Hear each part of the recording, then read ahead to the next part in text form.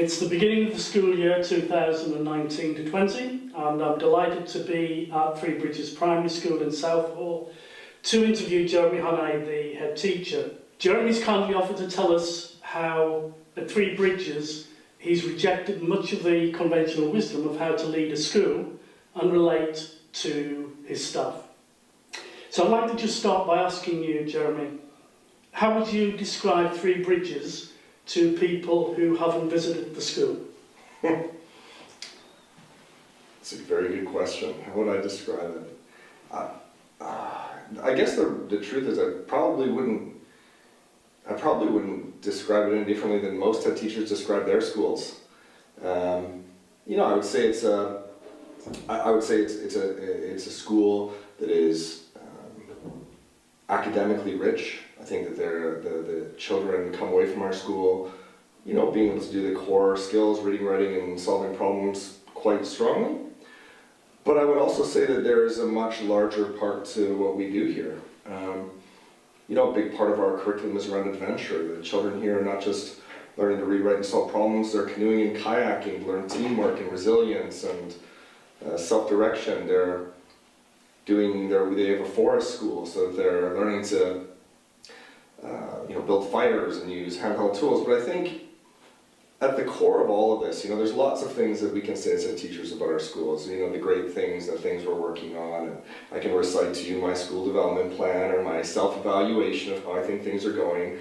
I can tell you that we're the happiest school on earth and brand us, as we have ourselves in the past. But I guess when people ask me, maybe what's different about Three Bridges or how it is that maybe things are slightly unique here, I would say that there is a really heavy focus on ensuring that the adults in the building are well taken care of.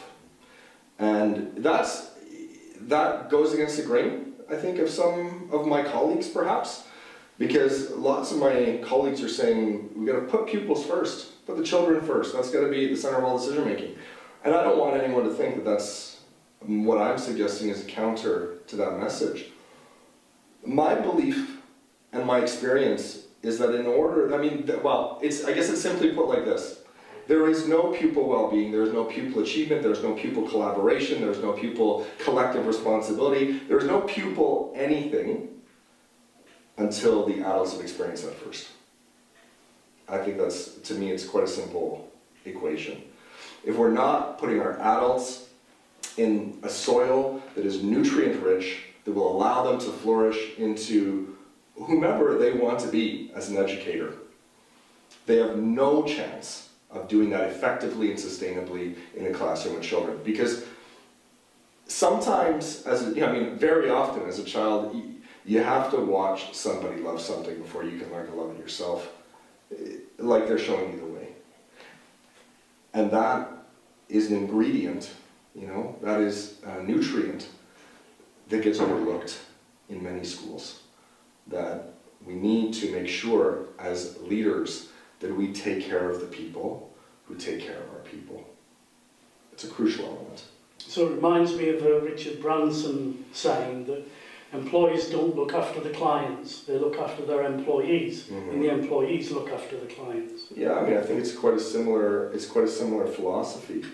And at our school, a school that is daring to be different. I've just come out of a training session where we're looking at decolonizing our curriculum and how it is we present the information of the world to our children, what it is we're telling them or not telling them, and what it is in the past we've said or not said. We're a school that is daring to be different in the best interest of our children. But in order for us to be the very best we can be, our adults need to be the very best they can be. I don't think it's a complex equation. But unfortunately, the narrative in our country right now is not that. Sure. It's not that. Could you explain what you did when you first took the headship at Three Bridges?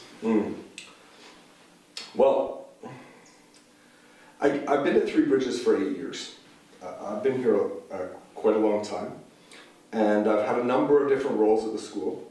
And the work that we've been doing, building a culture around the development of staff, the support of staff, the well-being of staff, started before I was a head teacher here. And it really meant interrogating all of the pieces of the school that we, things that we had always done. There's a poster somewhere, somewhere in my office here that has that phrase on it. The most dangerous phrase in our language is, "We've always done it that way." Yeah, I was reading on the wall before you came. So it was really about asking why. Why are we marking for 4 hours a night, for children sometimes who can't read what it is you're writing? And is that the most effective way of communicating? Is that the best way to get feedback?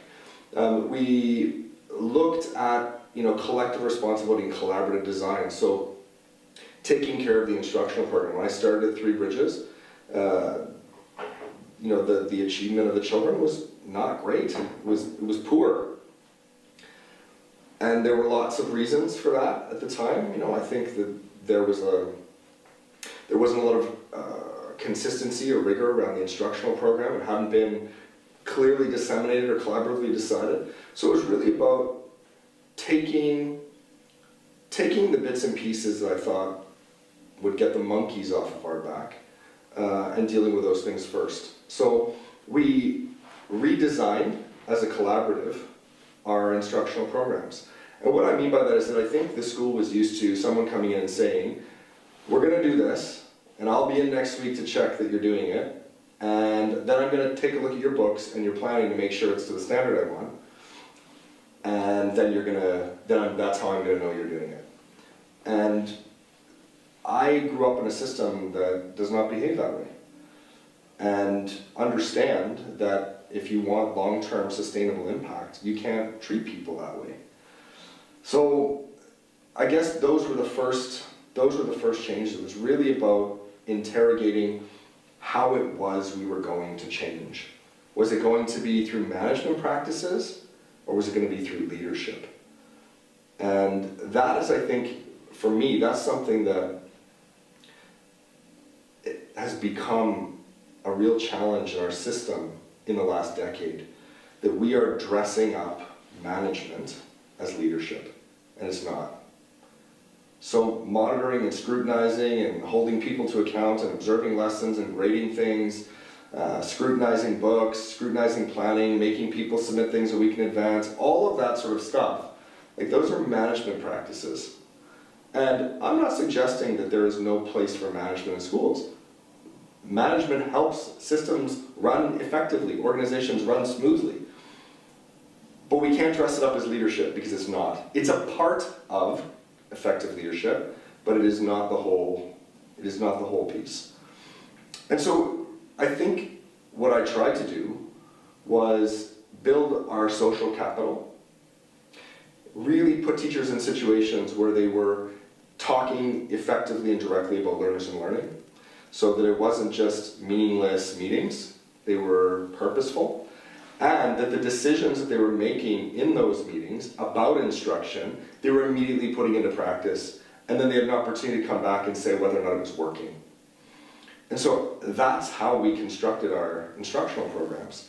Not, I'm telling you what to do and I'm going to make sure you're doing it, but let's look at what research says is high quality instruction. Let's go give it a try. Let's go away and have a play. Let's come back and decide collaboratively on what works in our school, in our context, and what's not working. And when things are not working, let's support each other in making those things better. So those, I think, were the initial seeds planted to help Three Bridges grow into the collaborative success, perhaps, that it is today. You've described how you lead the school as another way. Could you explain what that phrase means to you in terms of your everyday leadership? Sure. So, over time, I've eliminated virtually every overt, invasive, interrogative management practice and replaced it with leadership. And that's at every level, not just for me. I would say actually today, very rarely for me, that the purpose of doing a lot of this was to create a self-sustaining school, to be a leader who's uncovering a leader, You know, the hero leader paradigm is one that's been proven as a failure over and over again. So what is the other way? Well, I think the other way is looking at why, you know, what it is we're doing and why we're doing it, and then moving those practices as far away from us as possible and replacing them with things like lesson and learning study, with teacher research groups, with collective responsibility, you know, with decisional capital, giving teachers the opportunity not only to study learners and learning, but then enact decisions that make a difference in the lives of their children. I think it's really been about also identifying what management practices are requisite. What is it that we need to do to ensure that the organization runs smoothly and things are improving? And how is it that we're gauging those things? But enacting those, you know, the decisions, the determinations from those management practices in the most humane and the most ethical way possible. So observation is a common one.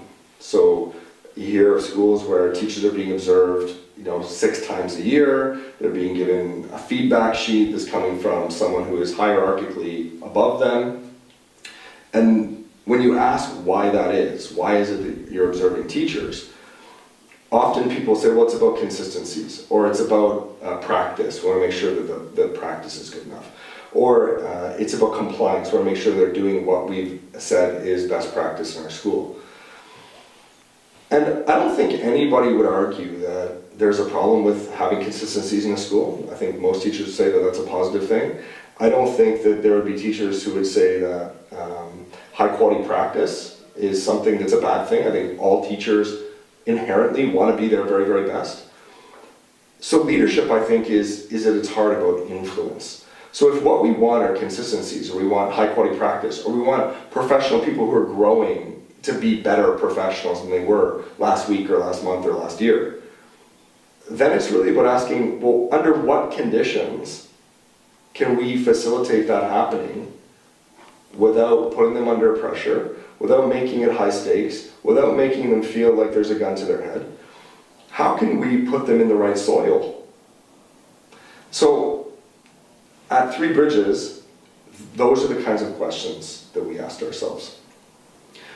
What are the conditions that are necessary for professional people to take responsibility for their own learning, teacher-led learning? And what happens when you pull away the observation and you input something like micro-research or lines of inquiry for professional growth is you see development take off. Because, you know, someone once said to me, you can mandate mediocrity, but you can only unleash greatness. And that's what's happened here. As a leader, I want the teachers in the school to be a better teacher than I was. I want them one day to be a better leader than I am. It's like, you know, being a parent. You want your children to have better opportunities and you have a better life than you had. Well, as a school leader, you should wish the same thing for your staff. I want the teachers here to be the very, very best they can be. The teachers in this school today are better teachers than I was. That's how I know I'm doing the right thing. They're self-regulating, they're inquisitive, they never ever settle. They always want to be better. A healthy dose of self-improvement. But it's because they're leading it on things that they're passionate about. They're able to reflect now without pressure and say, I'm struggling here, and I've heard that you're doing some cool stuff with that. Can you help? And so it's a culture now of self-referral when someone's struggling or someone's uncertain. It's a culture of collaborative development. So the reception teacher is working with the Year 3 teacher to improve. It's about collective responsibility. Nobody at Three Bridges is a classroom teacher. They're school teachers. We here are the stewards of all of our children. There's no sense at Three Bridges being a great teacher if the teacher down the hall is struggling. And those mantras, those beliefs are what fuel the progression here. It might actually touch on or be integral to the next question I've got, which is that I've noticed increasingly, perhaps over the last 6 months in particular, on Twitter, a debate, sometimes not framed in the best respectful terms, between progressivism and traditionalism. Sure. And I just wonder whether your view of leadership in this school has something to say about that debate. Yeah, I mean, I guess my view is that there is a time and a place for virtually everything. And I think that anybody who believes that there is one way of doing everything is an idiot. You know, as polite as I possibly can be. I mean, in our school, when we teach phonics, it is direct instruction. It is a scripted lesson. There is no fluff or bells and whistles. It is a very, very direct instruction, scripted program, and it is incredible. I would never, until I find something that is more incredible than that, this will be what we do. There is nothing better in my mind. I have never seen children learn to read as joyfully and quickly as they do with the way we teach phonics. But we don't teach math that way. And I think that that's where people get, where they struggle. They get hung up on one way. You know, this is the way that it should always be done. It should always be teacher, telling, showing, working with the children, and then they produce on their own. And there are times, there are contexts, there are pupils, there are lessons, there are subjects that perhaps facilitate that as the best way in that time. But it's not always that way. And I guess I have the joy of not feeling hamstrung to any particular, you know, traditional belief or progressive belief. My belief is that based on the children, the context, the subject, the pupil, there are factors that you need to consider. And are there times when sitting in rows is really effective? Absolutely there are. Are there times when having a conversation at a table that perhaps has got a Kagan model seating to it? Absolutely there is. But I think here, what I try and do as a leader is be far less prescriptive. That, you know, teachers aren't hemorrhaging out of our profession because of, what we're calling workload, you know, marking, planning, admin. They're not hemorrhaging out because they're marking too much or planning too much. I mean, I have no doubt that there would be people who say, I left because there were 5 hours of marking night and that was a crazy thing. I don't doubt that that exists, but I guess my point is that what I try and do here is give people the opportunity to develop, to reflect, to research, to be critical of their own practice, and be involved in coaching conversations that further that. But I give them the agency and the autonomy to make decisions that affect their own practice. So, you know, we don't have a marking policy here. There's no performa that they need to complete or codes that they need to use. They get to choose. If they think that, you know, writing a paragraph in a pupil's book is going to be right for that child in that day and that lesson, then they do it. And if they don't, then they won't. And I think that's why people are hemorrhaging out of this profession. Because we've taken a group of university graduates who are inspired and passionate and intelligent and budding professionals and put them in an environment where we're telling them what to do at every single turn. You need to mark this way. You need to plan this way. You need to teach this way. The kids need to sit this way. And you know, and we've over-engineered schools. We've over-managed them. And I think that's where I go back to this piece about leadership. Our job as leaders is to influence change. And that's by putting teachers in the conditions under which change and teacher-led learning is possible. So it's not teachers just get to make random decisions whenever they want about anything. The teachers here are researchers. They're collaborators, they're studiers, they're put in an environment where they are able to make decisions that are right for them and for learners. So it's not a free-for-all, but they get to choose because they're put in the environment where they're able to make the very best choices. Before the summer break, you had an Ofsted inspection, and if I can reinterpret what you've just said, is it the case that the outstanding judgment will enable you to challenge the narrative that in order to get outstanding, you need to have a high accountability culture in a school? Yeah, I mean, that's probably a much more succinct way of putting it. So, because what I'm wondering is whether some leaders would have said, well, because you referred to the good judgment. Yes. And when they said, oh, well, that's all very well, but you're only good. And I wonder if some leaders would say, yes, well, sounds all very nice, but wait till Ofsted come, and what's going to happen then? That's right. Now it's happened, and there's been nothing but outstanding in that report. Absolutely. That sends a message back that actually, your phrase, there is another way. And let's focus on that, because I think that is at the heart of exactly what I'm talking about, and I've waffled on about nothing. So, I think that's exactly it. The badge that they have now given our school, very rightfully so, very well deserved. This staff is incredible. Nobody is working harder than the people here. That badge is the same badge I will use to dismantle the view that the only way you can have an outstanding school is high stakes, scrutiny, monitoring, observation. You know, that is a lie. It's not the truth. It is what, as a head teacher, you're told. If you speak to the local authority, you speak to an HMI, you speak to a consultant.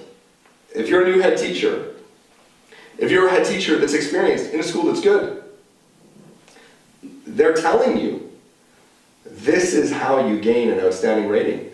You monitor more, you scrutinize more, you hold people to a higher account. That is a flawed narrative. It is the narrative that is destroying our schools and our teachers and ultimately our children.